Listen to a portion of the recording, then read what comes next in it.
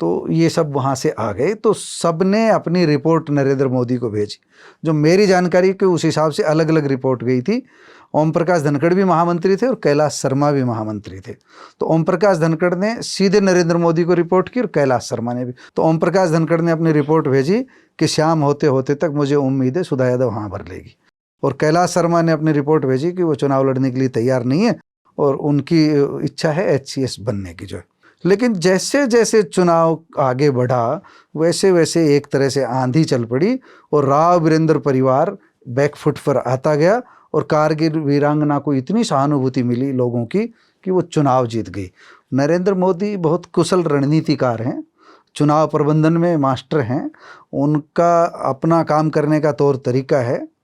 तो जब वो सुधा यादव की एक रैली, एक जनसभा में, एक मीटिंग में जब आए तो उन्होंने एक मटका मंगवाया और वो मटका जो है सभा के बीच में रखा। ये 11 रुपये मैं भी माँ के दिए हुए सुधा को जो है इस चुनावी चंदे के रूप में देता हूँ। जैसे ही नरेंद्र मोदी ने ऐसा कहा तो झड़ी लग गई, मटका एकदम फुल हो गया और काफ़ी चुनावी चंदा जुटा।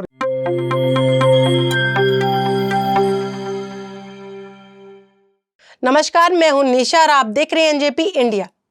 आज कारगिल विजय दिवस है, पूरे देश का गौरव बढ़ाने वाला दिन है। कारगिल दिवस पर आप देश व प्रदेश में वीरता की कई कहानियां सुन रहे होंगे। आज PM मोदी भी कारगिल दिवस पर वीरों को नमन करने के लिए कारगिल सेक्टर में पहुंचे हैं। देश व प्रदेश में जगह जगह कारगिल शहीदों को याद किया जा रहा है। हम भी कारगिल दिवस पर थोड़ा लीक से हटकर आपके लिए एक पुरानी कहानी नई जानकारी के साथ लेकर हाजिर हुए। ये कहानी है किसी कारगिल शहीद की वीरांगना को लोकसभा चुनाव लड़वाने के मोदी के आइडिया की। ऐसा सुनने में भी आता है कि नरेंद्र मोदी ने ही 1999 में किसी कारगिल शहीद की पत्नी को लोकसभा चुनाव लड़वाने का आइडिया दिया था। आज इसी पर बात करते हैं। हमारे साथ मौजूद है NJP के प्रधान संपादक महेश कुमार वैद। सर, सबसे पहले आपका स्वागत है। सर, आप हमारे दर्शकों को यह बताने का कष्ट करें कि किस तरह कारगिल वीरांगना की पत्नी डॉक्टर सुधा यादव को नरेंद्र मोदी ने चुनाव लड़वाया था। निशा, ये तो बहुत पुरानी कहानी है वैसे, लेकिन आपने नई जानकारियों की बात कही तो कुछ नई जानकारी भी देंगे। दरअसल उस समय नरेंद्र मोदी भारतीय जनता पार्टी के राष्ट्रीय महासचिव थे और उनके पास हरियाणा की जिम्मेदारी थी, हरियाणा के वो प्रभारी थे। 1999 में जब कारगिल विजय हुई उसके कुछ दिन बाद ही लोकसभा चुनाव होने वाले थे। तो ओम प्रकाश धनखड़ जैसे जो हरियाणा भाजपा से जुड़े हुए थे, ओम प्रकाश धनखड़ उस समय प्रदेश महामंत्री थे हरियाणा के भारतीय जनता पार्टी के। तो धनखड़ और उनके साथियों के बीच नरेंद्र मोदी ने अपना ये विचार प्रकट किया कि किसी कारगिल शहीद की वीरांगना को मैं चुनाव लड़वाना चाहता हूँ। और उन्होंने ड्यूटी लगाई ओम प्रकाश धनखड़ और दूसरे नेताओं की कि भाई तुम सुनिश्चित करो, कोई नाम सुझाइए किसको चुनाव लड़वाया जा सकता है। तो ये आइडिया तो प्रधानमंत्री जो अब हैं मौजूद नरेंद्र मोदी, उस समय जो भाजपा के राष्ट्रीय महासचिव थे, ये आइडिया उनका था कि किसी कारगिल वीरांगना को चुनाव लड़वाया जाए। और सुधा यादव के नाम का सुझाव दिया था ओम प्रकाश धनखड़ ने।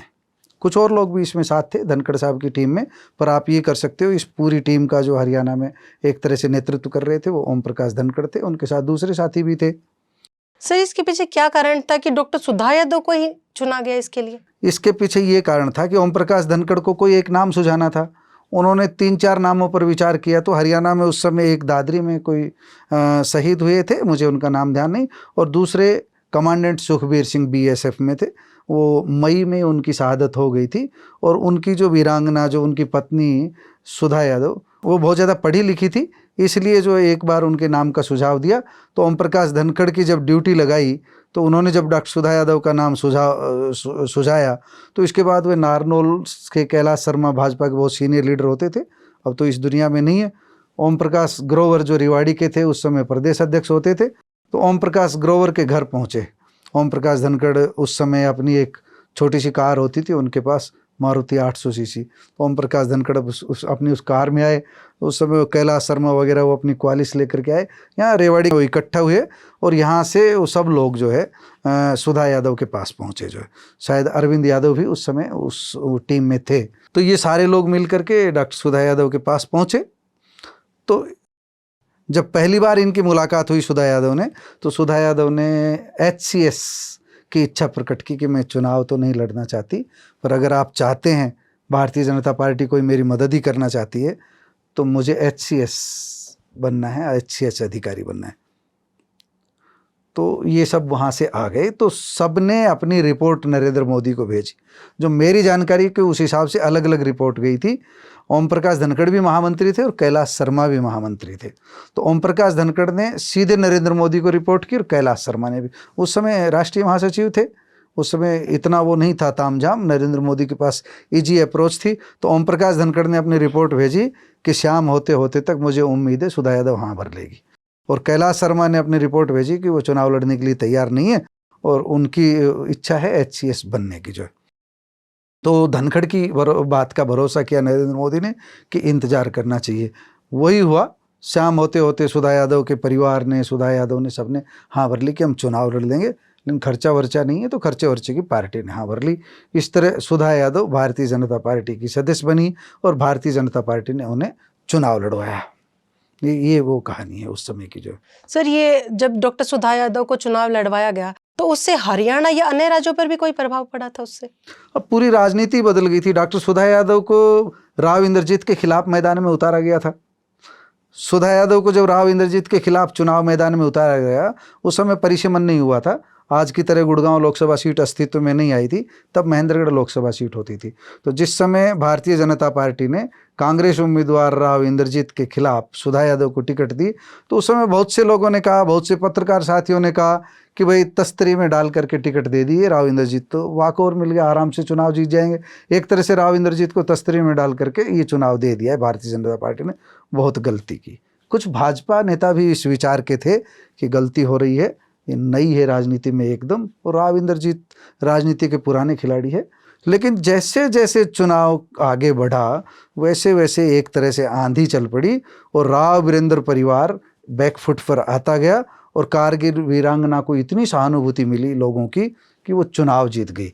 और खाली महेंद्रगढ़ के चुनाव का नहीं, उस समय हरियाणा में गठबंधन था लोकदल का, ओम प्रकाश चौटाला भारतीय जनता पार्टी के बीच गठबंधन था।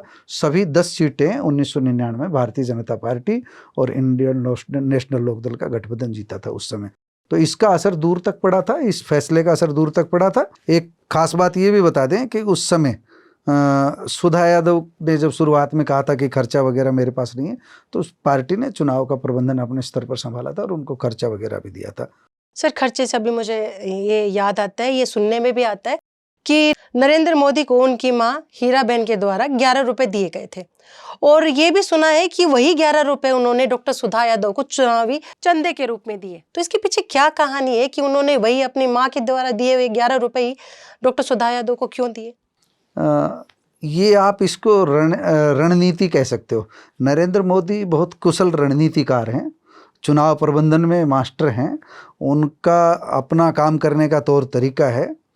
तो जब वो सुधा यादव की एक रैली, एक जनसभा में, एक मीटिंग में जब आए, तो उन्होंने एक मटका मंगवाया और वो मटका जो है सभा के बीच में रखा कि भाई सभी इनको चुनाव लड़वाना है, सुधा यादव के पास पैसा नहीं है, इलेक्शन में पैसा बहुत लगता है, और सब इस मटके में जिसको जो देना है वो दीजिए। मैं भी, मेरी माँ हीराबेन ने 11 रुपये मुझे दिए थे जब मैं माँ से मिलने गया था गुजरात, तो ये 11 रुपये मैं भी माँ के दिए हुए सुधा को जो है इस चुनाव चंदे के रूप में देता हूँ। तो 11 रुपये एक प्रतीकात्मक थे, बहुत बड़ी रकम नहीं थी, लेकिन उसका प्रतीकात्मक महत्व बहुत तगड़ा था। जैसे ही नरेंद्र मोदी ने ऐसा कहा तो झड़ी लग गई, मटका एकदम फुल हो गया और काफ़ी चुनावी चंदा जुटा। और इस तरह सुधा यादव को वोट भी मिले और नोट भी मिले, दोनों काम हुए, नोट भी और वोट भी। ये नरेंद्र मोदी की एक कूटनीति थी, इसी कारण जो उनको ये हुआ। सर, चलते चलते मैं एक सवाल और पूछना चाहूँगी।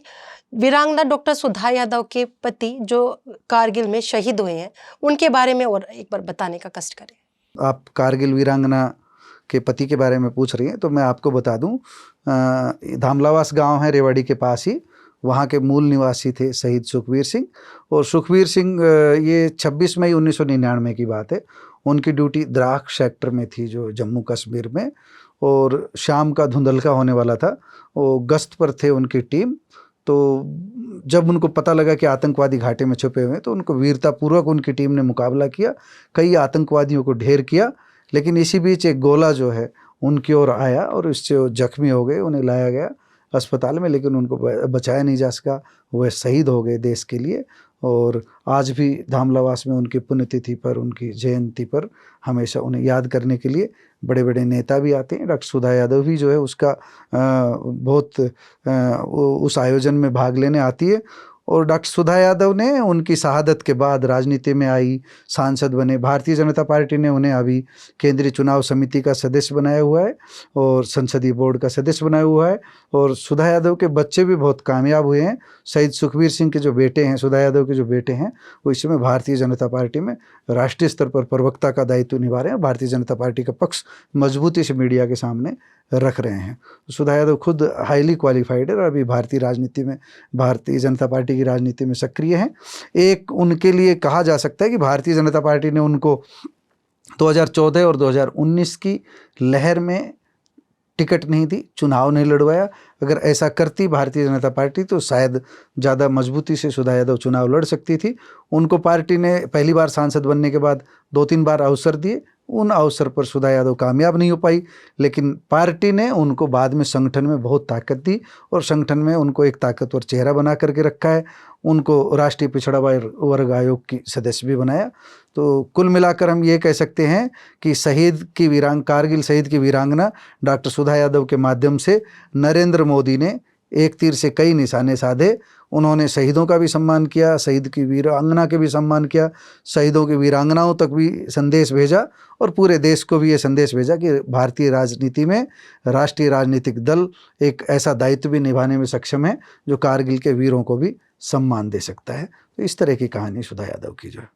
आज आपने कारगिल वीरांगना डॉक्टर सुधा यादव के पहले लोकसभा चुनाव के बारे में सुना और आपने ये सुना कि किस तरह पीएम मोदी की भूमिका रही है।